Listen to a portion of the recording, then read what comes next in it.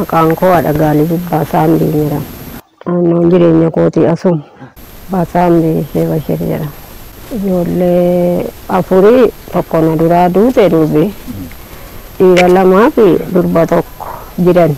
Yaayaa Jamaal jedhama. Gaalib Jamaal jedhama.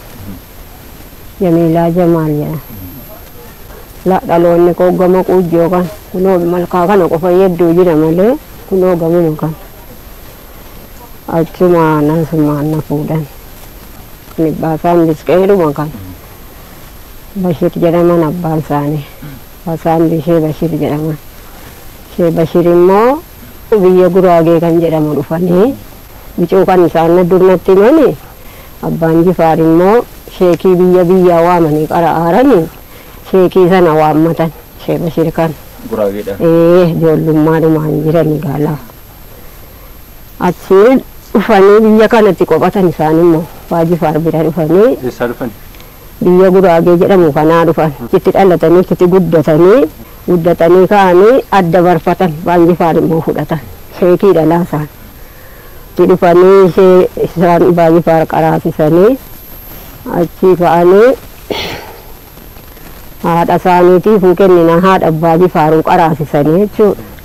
Tuujjiranii Baasaambii kana argatan. Ijoollee danuu asitti argatanii gaala dudu'anii dhuman malee. Kunooti gaan kenni Abbaan Jifaar kennan qeeruma kana la. Kanuma Abbaan Jifaar kenninaan attaanii isaan nama qara'u malee nama nagaduus miti. Sheekiidhuma haalima isaan. Amma kanaan isaanii du'anii asii iddee abbaan jaraa kun immoo iddee kanatti hafan. Ishee Bashirii achitti dhalatani la. Biyya Guraagee kanatti. Abbaan Jifaar immoo sababa qara'uuti jamaa biyya waammatan. Jamaa biyya danuudhaa dhufee isaan qaraasisa. Nama isaanii qe'ee keessaa qaraasisa. Achiin dhufanii isaan immoo sheekii Abbaa Jifaar ta'aniitu jiranuu haati isaanii immoo haati Abbaa Jifaar immoo kadhatanii sheekiin ana qaraasisanu jedhanii fudhatan. Abbaa Jifaar qaraasisanii haadha isaanii qaraasisanii asumaan biyyuma kanatti gaafanidha. Sumatti du'an. Alasi gaa'an bicuudhaayyuu abbaan koos ijoollummaadhaan narraa du'anidha. Hin beekulaa abbaa koo tumani bicuu reef dhaladhee abbaan koo du'an. Gayyaa koo na guddiseyyuu. Gayyaan na guddisanii achumaantuu na guddisanuu isaan kun immoo minaanii bisaanii miti na fuudhan ilaasaan nama bicuu cimeyyuu bicuu jedhaniiruyyuu gaasaan. Ammaas dhufee asumaan ijoolletti kana dahe gaala. Ilaa nu bicuudhaan qaquraan tamaariidha qiyyanna malee iddoonni oolee dhufuun beeku. Tamaaraatuma qoratan ni deeme. Iddoon inni kallacha bu'aa eessa dhaqaa. Biyya deemeeti babal'aa baa asuma afachi deema. Maaliif deema? Maaltu sinni beeka. Anoo namni faaraa. Akkana jedhu baratu. Barsiisummaa argatee abbaanii nukkubsataaranii ani rakkataara jarayyuu akka xinqiittiin tamaarsisaara. Isa dhiisee alaa horii barsiisan inni bu barsiisaa ta'ee isuma barsiisuu achi karaa geeffa sadanii dhaqee achi gara waggaa 5 taa'ee achi ka'ee amma quudeen dhufee achuma keessa naanna eega. Barsiisummaa kanas hin barsiisuu. Ammatti badaa xinqiyaniiru gaala. Amma bakki inni taa'u saqqaa quudeen naqee barsiisa. Miilaan deemee jechuudha. Adeemsa sa'aatii tokko walakkaa deemee dhaqa.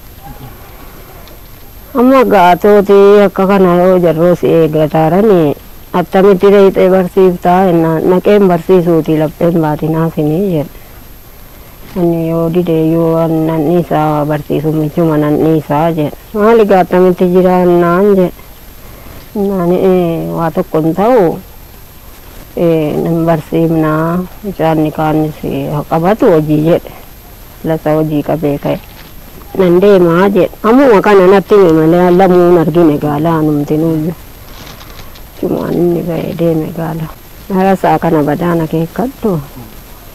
Maali tureeroo gara waggaa 18 yoo hin ta'a. Yaa Bashir isa jedhamu booddee kanan nagayeeyyu malee yaa Bashir jedhamu. Maal attam geeddaramee maqaan isaan jedhe. beekatu makkana jedhamee naan jedha namni. Anoo yaa Bashirii yaa Jamaalitti beekaa attamitti akkas akaakayyuudhaan waaman jenneetuma dhiifne gaala. Maqaa akaakayyuu kootiis hin beeku waan abbaan kootirraa waanoo argeen qoranne egaa.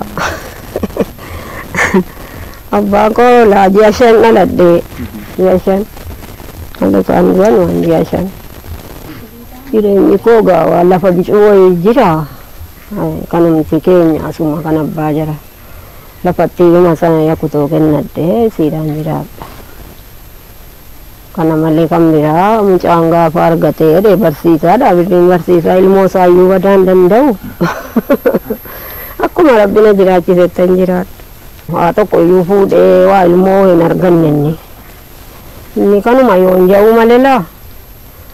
Warran fuudhaa ilmoon argadhaan jennetuma mana kireeffatee taa'uu dhiisee deeme. Yaada isaa isatu beekaa hin beeku karaan irra jirus. Rabbi natti naannesseetu mana agarsiisuu qofan yaada qaba malee kan biraa waa tokko mirgas bitaas hin beeku. Mootii Abbaa Jifaar jechuun isaan mootii guddoo sabaaf sablammoota biyyaa kan dhufe, kan Gondorii dhufe, kan biyya Guraageetti dhufe, kan eessaa dhufe wajjin isaan hammatanii kan jiraatan mootii Abbaa Jifaar jechuun.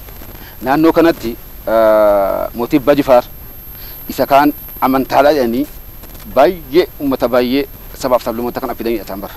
Akka quraana qaraa'isuudha, akka inni kitaaba qaraasisuudhaa fi isaan biyya kanatti biyya Guraageetti biyya Shakaay kan jedhanutti inni Suraagomaa deebi'anii Gondorii Sheekh Abdul Hakiim kan jedhan Gondorii dhufanii akkuma kana jamaa 40 kan jedhanu illee ifaatii dhufanii warra kana Abbaan Jifaar walitti qabaneeti amantaadhaaf quraana qaraa'isuudhaaf ilmii barsiisuudhaaf qarqaraa walitti fidanii asitti kan isaan hammatanii wajjiniin jiraatanudha biyyi kun bara. Kanaan beekama biyyi kun bara jechee bara. Sabaaf sablammoota biyya takka keessa jiraatti beekama bara. Sheekh Bashir quraana qaraa'isuudhaan dhufan isaan bara. Awwaala isaanii quraana qaraa'isuudhaan isaan sheekii warra Abbaa Jifaarii dira Abbaa Jifaar antiitaatii warra jechuudha quraana kan qaraa'isan warra bara. Kanaaf achi waamaniiti as fidanii asitti dhufanii quraana qaraa'isanidha isaan bara. Isaan egaa gabaabinaani akka beeknutti Guraageedhaa dhufan isaan. Uummanni guutuun kun beeka jechuudha. Jimma guutuun hin beeka kana. Maatiin isaanii illee gadaama kan Oromoon hin jiru. Kan guutuun biyya kanaa beeku hundi keenya hundi hin beekan jechuudha. Abbaa isaan Sheekh Bashir kan jedhamudha. Mucaan Sheekh Bashir kun illee dhaqanii kanuma dikka kaka kan jennu fuudhanii isaanii illee akkuma kana. Egaa inni dhufanu warruma sana fuudhaniidha hundinuu.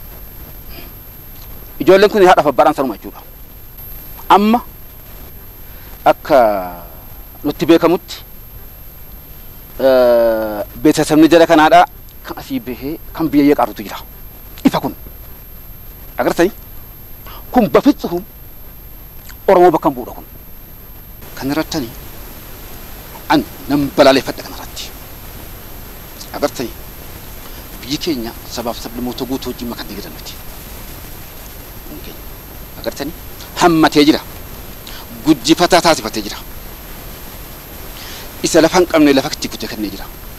Buna illee irra dhaabbadhu jedhee jira. Irra facaafadhu yaadhu jedhee bar itti wadee wajjin jira bar.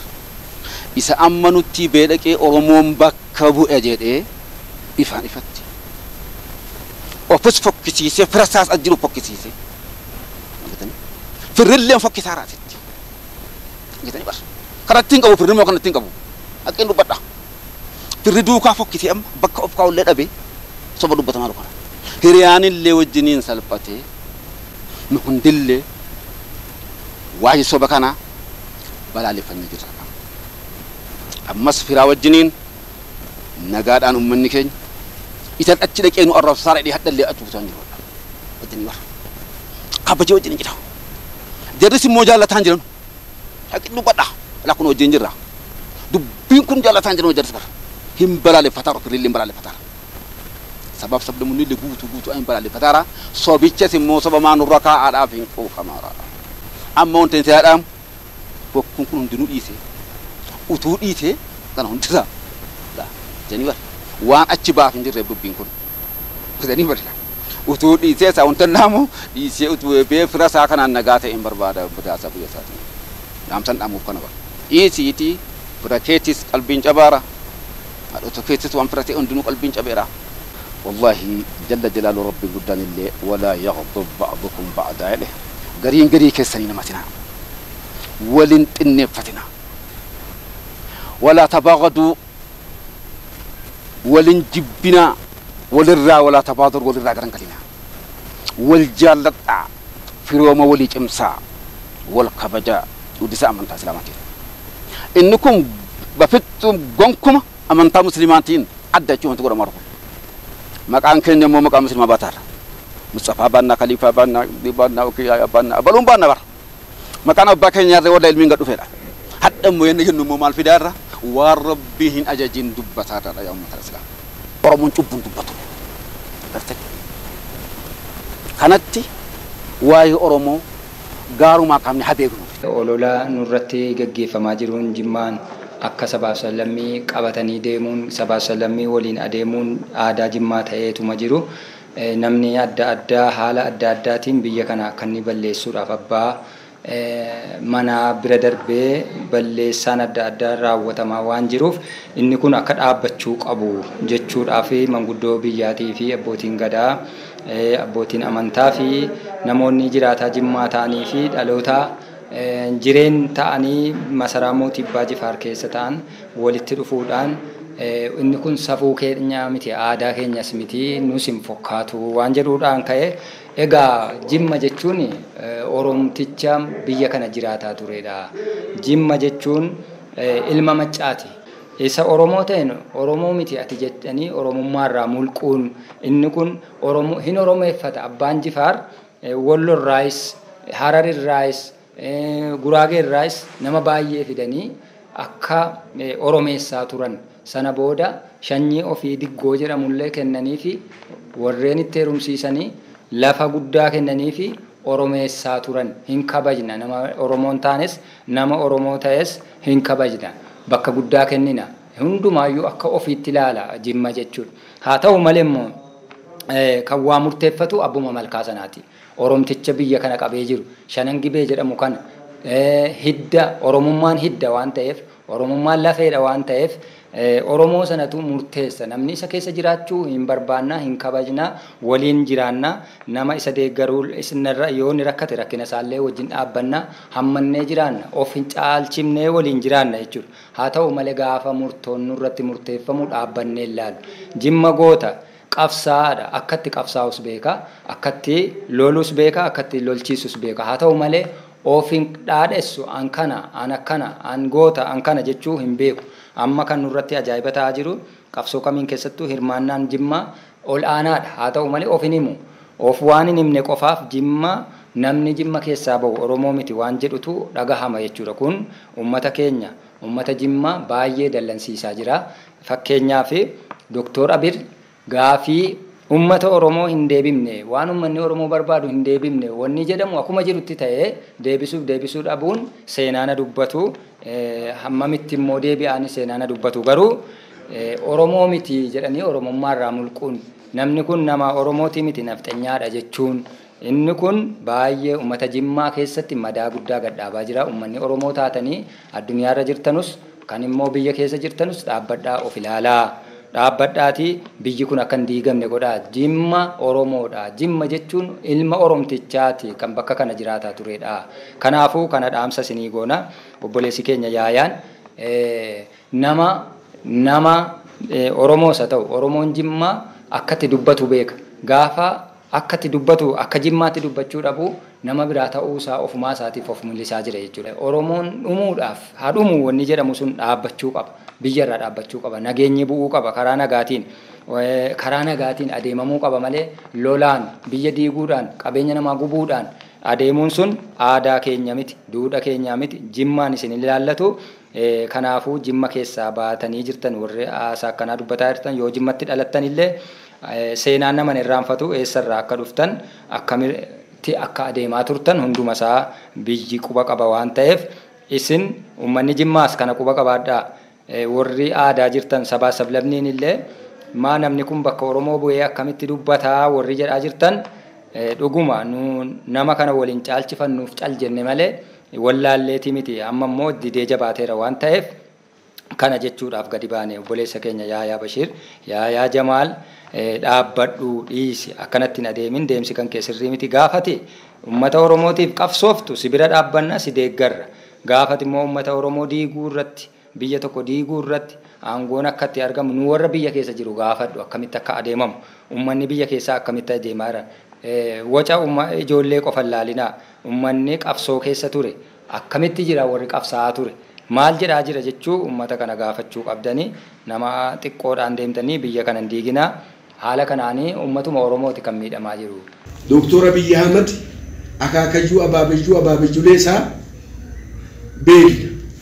Namni waa'ee Doktor Abiy nuu beeku nuyi malee namni biraa dhufee nuu biyya uraageetii dhufee waa'ee Doktor Abiy nuu beeku.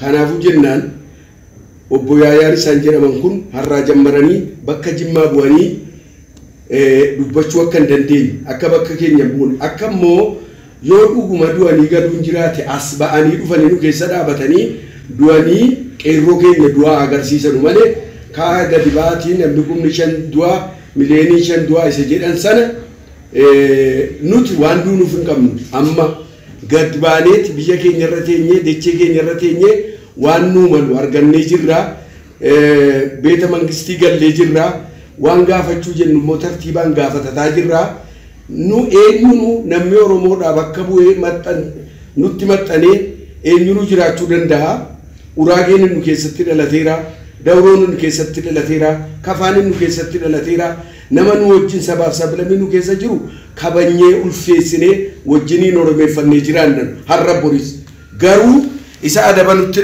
dhabee arraba nutti dheeratee nu keessatti dhalatee biddeenaa dhufee ka'ee nutu marcuma keenya irra taa'uu barbaadu nuun kenninu boris yaadiin arras yaadiin isa kana boris yaadiin isa kana si wanti ibsa kana kennu nu dirqisiis Doktor Abiy akaakayyuu abaabiyyilee isaa nu beeknu Oromoo miti jedhee moru garuu Yaayaa Bashir namni jedhamu Oromoo miti. Maqaan koo Xaalib Rashaadiin jedhama. Egaa yoo haasofnu seera amantaa eegaa seera gadaa Oromoo eegaa akkanatti haasofna. Calluma jennee nafsiyyaadhaaf yookaan nama tokko jibbuudhaaf hin haasofnu akka Jimmaatti yoo ilaaltan ta'e uummanni Jimmaa afaan guuttatee nama hin arrabsu. Saba tokkos hin arrabsu nama dhuunfaas arrabsee hin beeku uummanni Jimmaa. Yoo dallan illee keessootti qabatee gaafa kaan mari'atee hiikkata malee nama hin arrabsu. Kanaaf wanti nu jechuu barbaanne Yaayaa Jamaal Bashir yookaan Yaayaa Abbaa Saambii Guraagee kan nama jedhamu naannoo jireenyitti dhalatee Jimmaan bakka hin bu'u osoo hin taane Oromooyyi bakka hin bu'u. Yoo beektan ta'e Jimma kun Oromiyaa kanaafi waan badee uummata Oromootiif gumaache hammachuu guddisuu hoosisuu Oromoeffachuu iddee biraatii badee Jimma keessatti hafe saba fedhe keessatti yoo dhuftan ni argitu afaan Oromoo dubbata. Biyya kana keessa jiraata nagaadhaan oolee bula. Kanaaf Yaayaan akka amantaatti yookaan akka namummaatti nama waan taaneef isa akka namaatiin kabajnaa akka Itoophiyaadha waan ta'eef hin kabajnaa garuu bakka Oromoo bu'ee dubbachuudhaaf ragaan haadha ragaan ollaadha. Namni immoo kana dhageessanii argitanii shakkii qabdan yoo jiraattanii kottaa qoradhaa. Ganda jireen naannoo masaraa mootii Abbaa Jifaar achi gahaa qoradhaa. Isa kanaan soba yoo jettan namni ammaa taa'u kun wallaahi hin bitamne kalees arras bitamaa miti boris hin bitamnu. Dirqiitummoo nu haasofsiise. Bilaalul Habashiin hamma rasuulaa mu'azzinee taa'ee Makkaa kee Madiinatti godaane achi ka'ee Shaamiin naqee Bilaalul Arabiin jedhamne Bilaalul Habash jedhama. Ittiin citu waa hin zarii ayyoonessa dhaqee Oromoodha na duukaadhaan citu dhaqee faranjii keessa yoo hin jiraadde an faranjii ta'uu hin danda'u Habashummaa yookaan Oromummaa koo fudhee hin jiraadhu. Guraageenis akkuma kana Dawroonis Kafaanis saba isaa baadhatee itti boonee jiraachuu qaba. Hadha namni tokko an Oromoodha jedhee bakka Oromoo bu'ee godinaalee Oromiyaa Oromoo bakka inni jiraatu bakka bu'uu hin danda'u.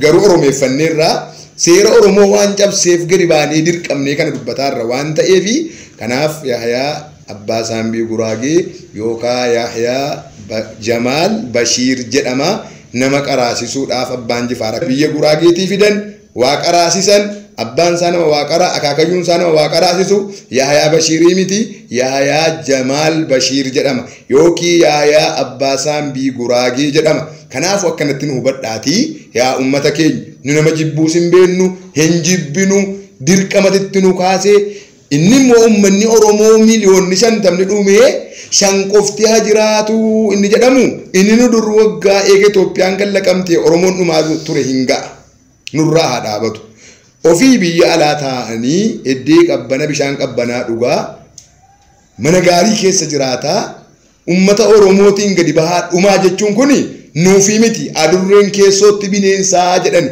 ofii ni diiganii biyya ofii fidanii asitti ijaaruuf waan ta'eefi akka amantaatti bakka buunee dubbanna akka Oromootti bakka buunee dubbanna akka Jimmaatti bakka buunee dubbanna sabni afaan kana dhageessan hin sobne sobaan jirru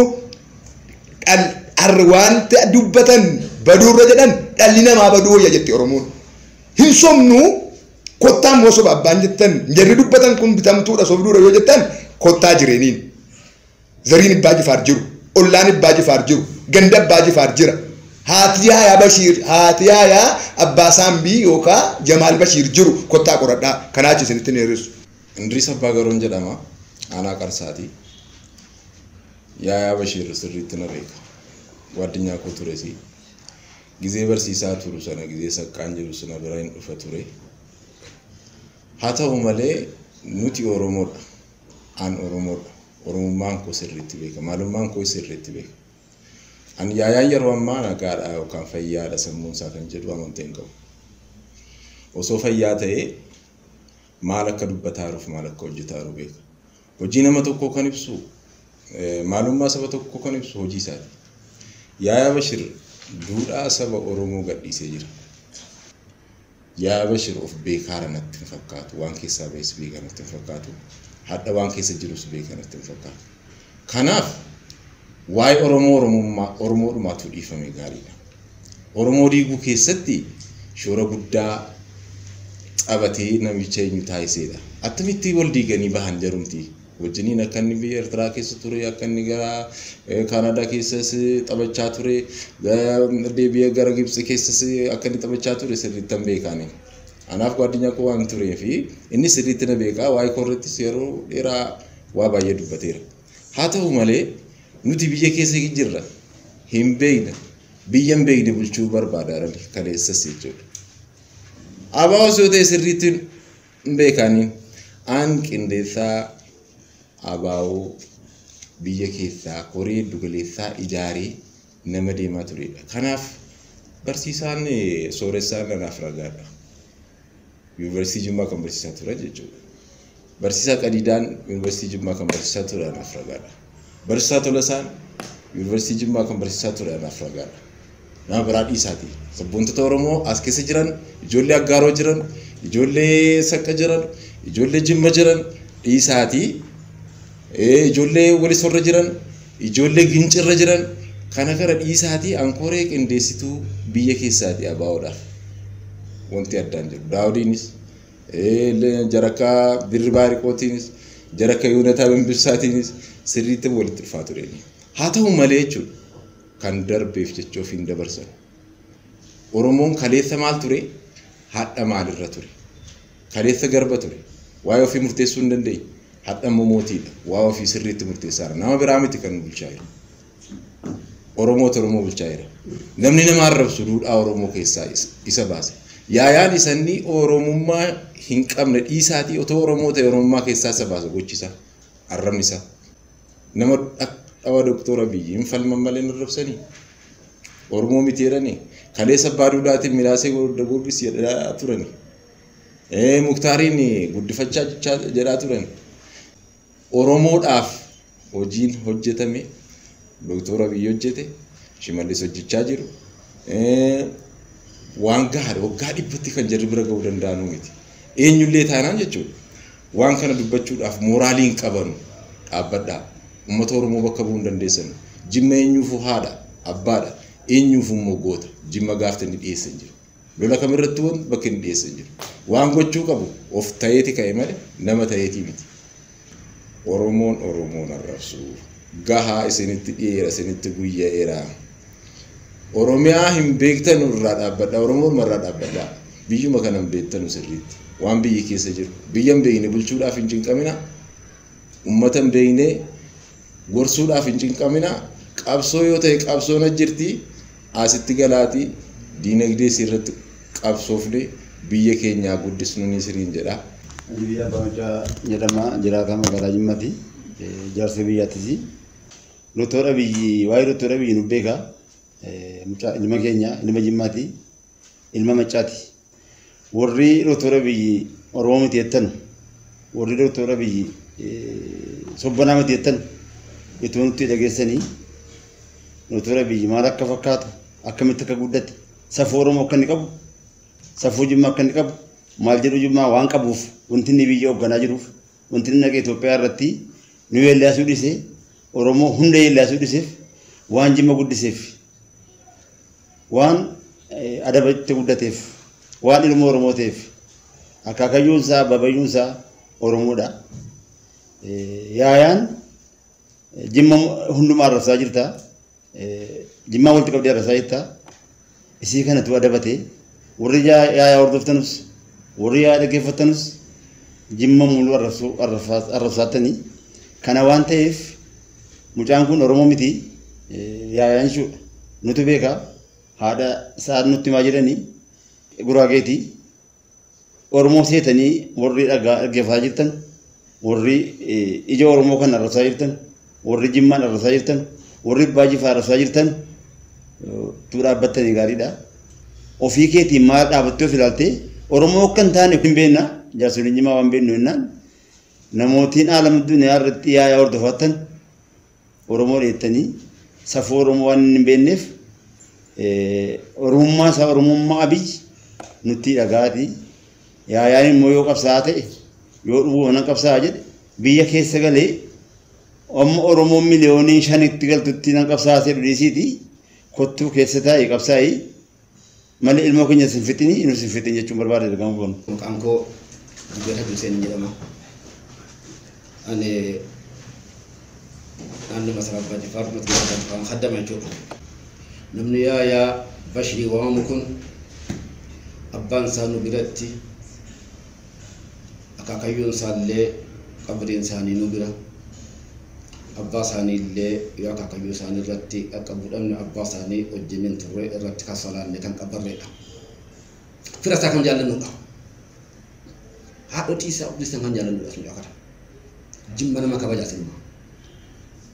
Mucaan kun eengadduma bahee dhaqee Jimmaa arrabsuu ummata Jimmaa ummata godina Jimmaa guutuu dallansiiseera. Kanaaf eessa dhaabate laata jechuun inni gaafadhaa tokko. Sheekh Bashir kan jedhaman isaan biyya Uraageetti dhufan mootii Abbaa Jifaar bira. Abbaan Jifaar mootii bal'oo, mootii Jimmaa, mootii guddoo, mootii sabaaf sablammoota hammatanii wajjin jiraachuutti qofaan ta'anii Abbaan Jifaar jechuudha. Qaama taatee. Kanaaf fidaneetii haadha Abbaa Jifaar qaraasisuudhaaf haadha isaanii bita saba qaraasisuudhaaf kan isaan fidanii dhabbaan akaakayyuun isaa jechuudha. Haati isaa immoo Abbaa Warquu Shakaa jedhaman isaanis akkuma kan. Mucaan kun dhumatti gonkumaa Oromoo miti jedhamee yaadu. Jimma safuu qaba. Jimma beekaadha. Oromooti immoo beekaadha. Oromoon gadaa qaba, sinqee qaba. Safuu qaba. Kanaaf mucaan kun dhugatti ollaa isaa waan taaneef haadha isaallee nama biddeen afaan kaa'an jirre haati isaallee jigaadha. Abbaan kana irratti barbaadan utuu dhuftanii haadha isaa laaltanii gaariidha mana haati isaa keessa jirtudha. Nama haadha biyya kaa'ai. Kana isii kana irratti bareechine gonkumaa mucaan kun haadhaaf abbaan beekaa yaa uummata Oromoo bakka jirtan inni Ameerikaa inni Awurooppaa jirtan hundi keessan inni biyya keenya jirtan hundi keessanuu mucaan kun gonkuma Oromoo mitiidha. Amma gaa namti yaa Bashir jedhamu kun haasaa isaa nurraa dhaabbatuudhaan Jimma guutuun sabaaf sablammootaa wajjiniin nurraa dhaabaa jedhee yaada. Ammas isa akkas ta'e jennee bira sabaatti bu'aan jiru manni keenya. Yaada Oromoo akka inni beekaa ta'u. Abbaan barbaadan immoo kottaati haadha isaa mana haati isaa keessa jirtu ilaala. Maqaan koo Babaroo Abbaa Duraan jedhama. Naannoo Masaraa Abbaa Jifaarii. Illaan isinitti Adiraawwan mucicha sanaan jedhu wajjin guddannee wajjin guddaa isin guddisee bareechee of eeggadhu jedha. Guddeenyaan achi jirtan. Oromoon qulqulluudha. Biyya alaa teessee haadha nu keessaatuu qabdu nun arrabsinii. Abiyyiin kun immoo isatti isin bu'inii. Nama inni hiyyeessaa laffa'aa jiru, hiyyeessi maal akkatti maa baddi jedhaa jiru, nama bakkeedhaa walitti funaanee biyya Itoophiyaatti funaanee galchaa jiru. Beekaa keenya karaa rabbiitiin karaa namaatiin beekaa keenya akka itti buune arrabaan badaanuu miidhaarta jimmaan arrabsaarta. Nu qofa jireenii jimmaan xaqlaallaa arrabsaarta haadha nu keessaa qabda. Dubartii walitti qabdee achitti nun arrabsinii loliisatti itti fufaa yaa Itoophiyaa jettanii Itoophiyaadhaan ijoollee Oromoo nuti isin duukaa jirra itti fufaa nuun jedhaarta nurraa dhaabadhu ati immoo abbaan kee akaakayyuu abaabayyuudha Oromoo qulqulluu miti. Muhammad Amin Tamaam jedhama.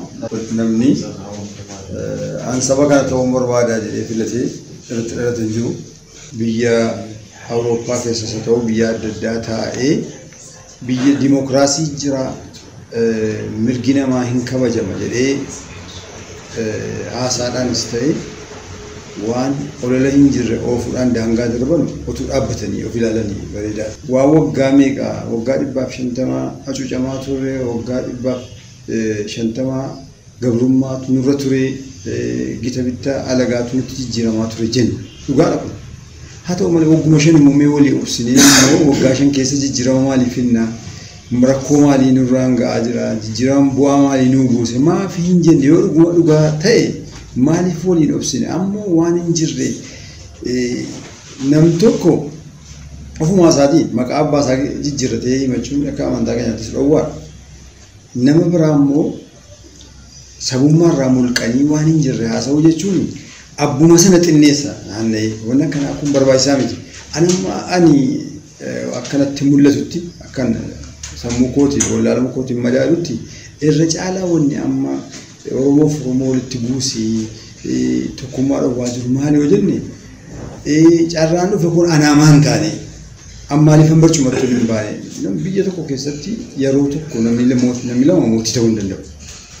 Muummicha ministeeraa barbaachise tokkuma ta'a malee lama ta'uu hin danda'u. Sabni bal'aan kun seenaa guddaa hojjechuu danda'a yoo obsee wal danda'ee garuu wal xureessuun qofti namichuma afaan badu ajatu kanatu immoo eenyu inni yoo jedhanii dhaabbatanii ilaalan kun ofiifuu seenaan waadanuu seenaan qaadaasaa seenaan namaaf irraamatu seenaan waan jiru hundayyuu taa'eetu saaxila waan ta'eef wanni akkanaa kun barbaachisaa miti walitti duuluun barbaachisaa miti inaaffaan barbaachisaa miti ispeeshaalii inaaffaan barbaachisaa miti yaa wal yaa obsinu inaaffaa kanarraa haa dhaabbannu Oromoon hadhumu kottaati biyya keessa galaa qabsaa malee achi taa'anii Oromoon hamma nama miliyoona meeqatti galutti hadhumu jechuun kun sammuu nama baratee waa madaalee jedhutti natti fakkaatu kanaafuu wanni kun bareedaa miti haa dhaabbatu jedha.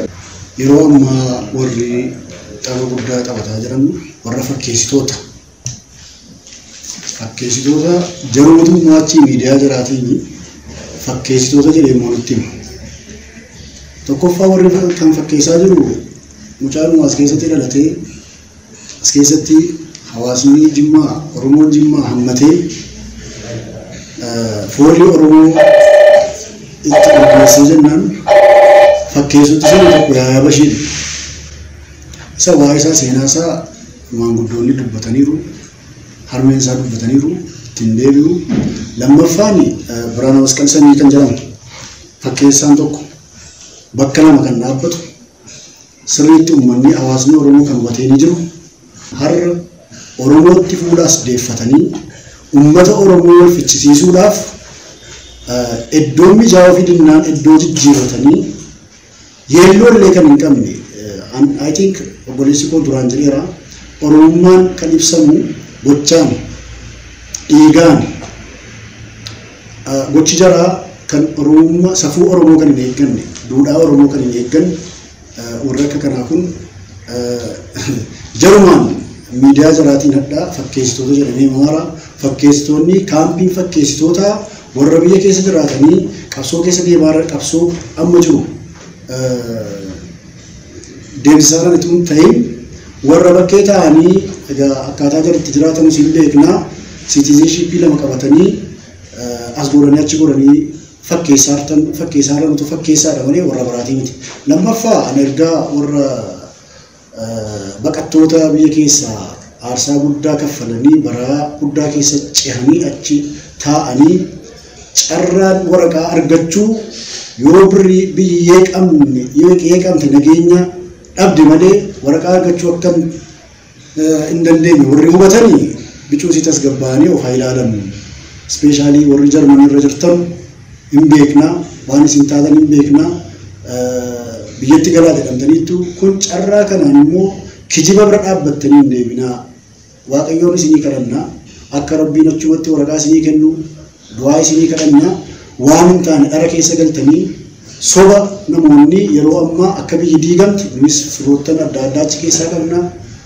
Oromiyaa biraa maarsii irratti uummataniitii waan hin taane waan dabarsaa jiruuf jennaan Oromiyaan amma isinitti fakkeessaniif virtual Oromiyaanii fi real Oromiyaan addaanii. Virtual Oromiyaan isa warri horii bitamanii Ijiptiidhaanis bitamanii wayyaaniidhaanis bitamanii isinitti tolchanii kennaniidha malee real Oromiyaan keessa jirraa nageenyaan jirti. Kanaafuu jennaan tasgabbaatii waraqaa keessan fudhadhaa beekumsatti hin galinaa. Dimokiraasiin immoo filannoodha. Namni biyya qaroome keessatti isin akka barbaadan alaabaa qabattanii ituu burcuqoo tokko hin cabsin baatanii galaartan garuu ijoollee keenya as keessa jiran immoo akka jarri qodaa namaa caccabsan isin biyya namaa keessa jiraattaniiti alaabaa fudhattanii nagaadhaan baatanii galaa jirtanii isinumti dudubbeetti Oromoo deebisuu isaati isin dudubbeerraa fuuldureetti kottaatii akka namni yaaduu danda'u Oromoon mirga paartii kamuutu akka amanuu danda'u achiin barsiisaa malee dudubbeetti nu deebisnaa jechuun barbaada.